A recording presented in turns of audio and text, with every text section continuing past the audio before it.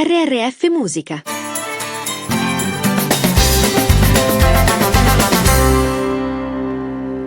Today, we are diving deep into a singular phenomenon, an artist who has transcended the music charts to become a genuine global force.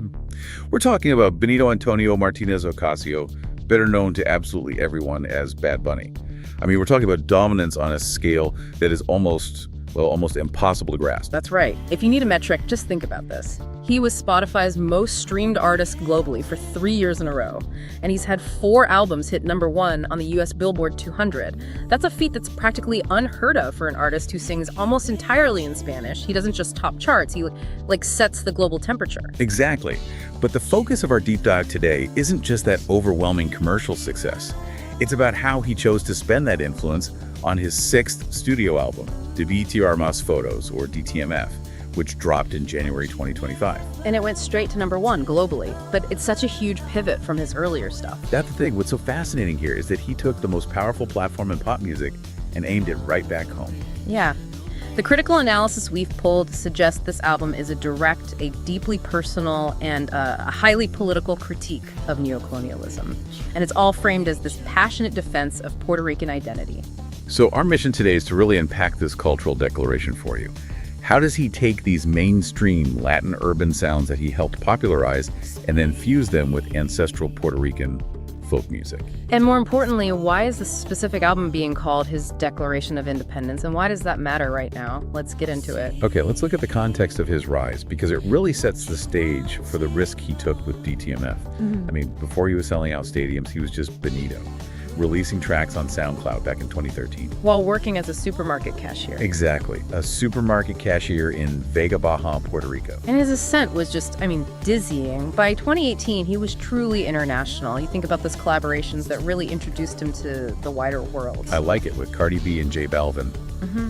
And then Mia with Drake, which for so many global listeners was the first time they had heard a megastar like Drake singing entirely in Spanish. That was a huge moment. That momentum just built and built until 2020, which was this massive milestone. His album El Último Tour del Mundo became the first album performed entirely in Spanish to ever top the US Billboard 200 chart. Ever. He fundamentally changed what was possible in the global music industry. For sure. And he kept pushing. If you look at his previous work, especially Nadie sabe lo que va a pasar mañana from 2023, the themes there were very much about that high-octane life. Right, the luxury, the global celebrity persona, the Hollywood Hills residency. Exactly. It was the sound of someone who had completely, utterly conquered the world. Which really begs the question, if you are at the absolute peak commercially, why pivot? Why make a complex, rooted, and explicitly political album?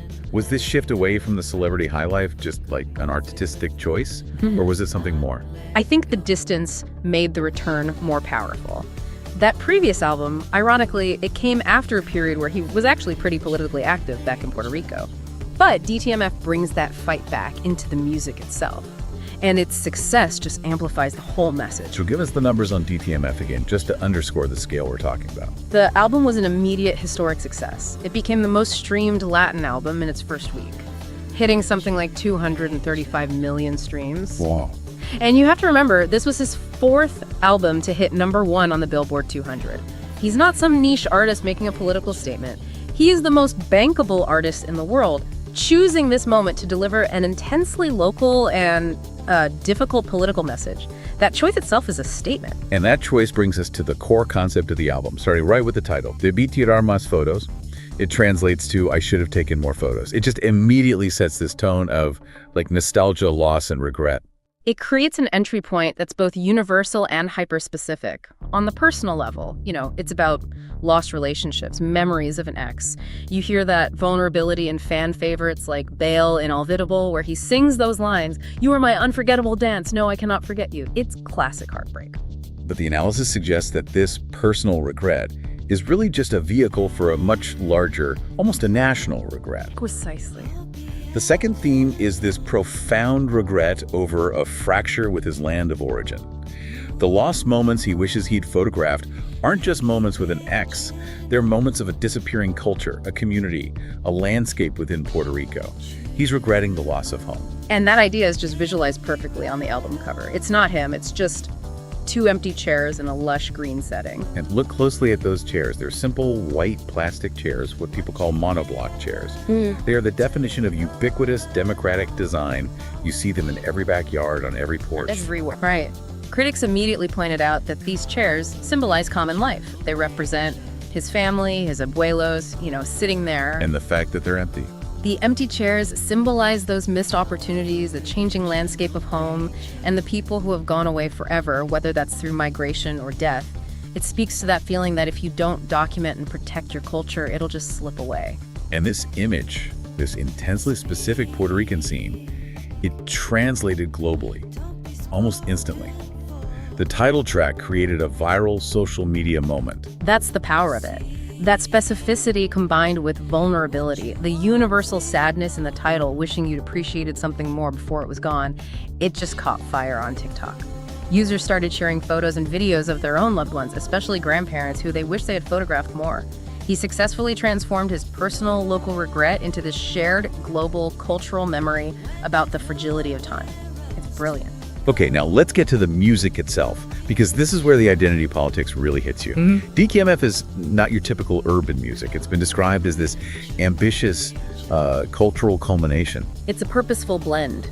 He keeps his established Latin trap and reggaeton foundation, but he deliberately layers in traditional Puerto Rican genres. We're talking about salsa, plena, and bamba. These are foundational Afro-Indigenous rhythms of the island. And even the folk music of the rural Jibaro people. Exactly. And that combination is why the sound feels so raw and so authentic. We have to slow down and define those traditional sounds for our listener, because the choice is so political. Yeah. Why are plena and bamba specifically political choices here? Well, historically, plena is often called the sung newspaper of Puerto Rico. It was the vehicle for social commentary, for satire, for reporting the news in working class communities. By fusing that with modern trap, Bad Bunny is giving his manifesto the historical weight of his ancestors' protest music. And bamba is even more foundational. It's African-derived, driven entirely by hand drums and dancing. It's a direct link to the island's enslaved past and its continuous resistance. So he's not just sampling. He's intentionally continuing a tradition of protest through music. Yeah. What are some specific examples of this blend on the album? You see it so clearly in Café Con Ron, where he features the traditional band Pleneros de la Cresta, who are dedicated to preserving the plena tradition. Then you have a track like Bail Inolvidable, where he gives this reading of salsa that critics immediately hailed as an instant classic. He's forcing the global streaming audience to hear the unique history of Puerto Rico. And he uses that traditional sound to protest a very modern problem, neocolonialism. How is he addressing that economic pressure in the music? The core issue is that the economic power structures prioritize external corporate interests over the local population, and he addresses this directly in the track Turista. He channels all this anguish into criticizing the island's aggressive reliance on the tourism industry, specifically calling out tax incentives for foreign investors and luxury developments creeping into protected areas. He's saying Puerto Rico is being packaged and sold for outsiders. And the most potent track, the one that everyone talks about, is Lo que le pasó a Hawaii. What happened to Hawaii? That track is the political centerpiece. It's an explicit and frankly chilling warning against what he calls gringoification. The lyric is direct. I don't want them to do to you what happened to Hawaii. He's drawing a straight line between the displacement and cultural erasure seen on that island and what's happening now in Puerto Rico. And the sources highlight a really subtle but powerful production detail in that song. It links that political failure directly to a listener's daily life. It's brilliant. During that song, his voice occasionally just cuts out mid-sentence, almost like a technical glitch. This simulates the frequent, devastating electrical blackouts caused by Limame energy, which has been a source of massive public anger and protest. It's a stark, sonic reminder that these political choices aren't abstract. They affect whether you can even turn on your lights. And all of this brings us back to why critics are calling DTMF a declaration of independence. It's an artistic declaration. I mean, at his commercial peak, he could have easily made an album of safe, trending club beats, something for maximum streamability. But instead, he chose to double down on local sounds and uncompromising political messaging.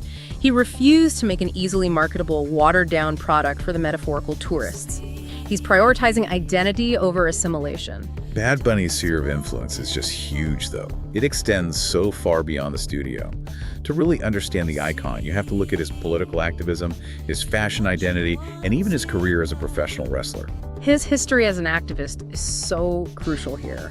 He was visible and loud back in 2019, participating in the massive protests that demanded Governor Ricardo Rossello's resignation.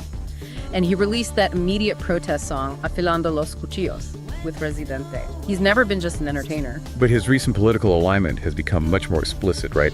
Particularly about the status of Puerto Rico. Oh, that shift is definitive. After being kind of neutral for a while, he stated in 2021 he would never want to see Puerto Rico become a state. Then, leading up to the 2024 elections, he outright supported the Puerto Rican Independence Party candidate, Juan Dalmau. And his anger is often triggered by these specific moments of external disrespect. Yeah. Like that incident at the Republican convention. Yes, that was a crucial detail. When a comedian at a rally likened Puerto Rico to a floating island of garbage in the middle of the ocean, the outrage was immediate. Bad Bunny used his massive platform, posting videos criticizing those comments, and Trump reminding everyone that the island's political status is an open wound. And his commitment to his community's safety even outweighs, enormous commercial opportunities. It shows his priorities. He canceled his entire September 2025 U.S. tour, and he specifically cited his fear that increased ICE raids might arrest vulnerable migrants attending his concerts. That decision cost millions. It shows he views himself as a protector of the Latin community. So how do his other cultural activities, like being a fashion icon or a wrestler, connect back to this narrative of resisting assimilation? It's all about challenging rigid structures. He was co-president of the 2024 Met Gala. He's constantly framed as a paladin of a new masculinity because he actively challenges gender stereotypes, the long nails, the gender-fluid fashion. This is a rejection of traditional, colonial, and often restrictive social expectations. He's showing that identity is fluid and authentic, not defined by outside forces. And the wrestling career is just bizarrely serious. It's not a joke. Absolutely. It's not a cameo. He started with WWE in 2021, won the 24/7 championship, had a critically praised performance at WrestleMania 37, but the ultimate symbol was at Backlash 2023, where he won a brutal street fight in San Juan against Damian Priest.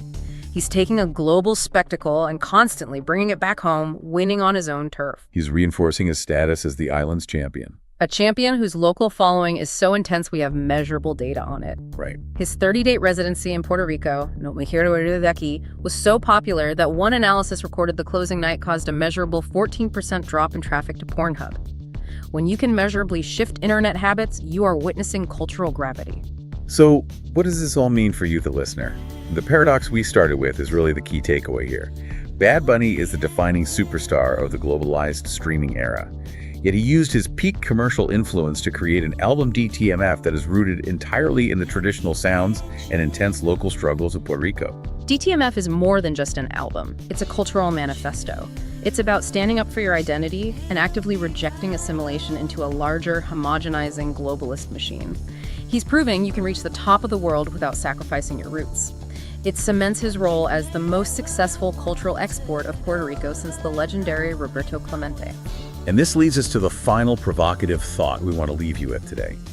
We've discussed his fear that Puerto Rico could become like Hawaii, a beautiful place losing its culture and identity to neocolonial forces, to foreign investment, to luxury tourism.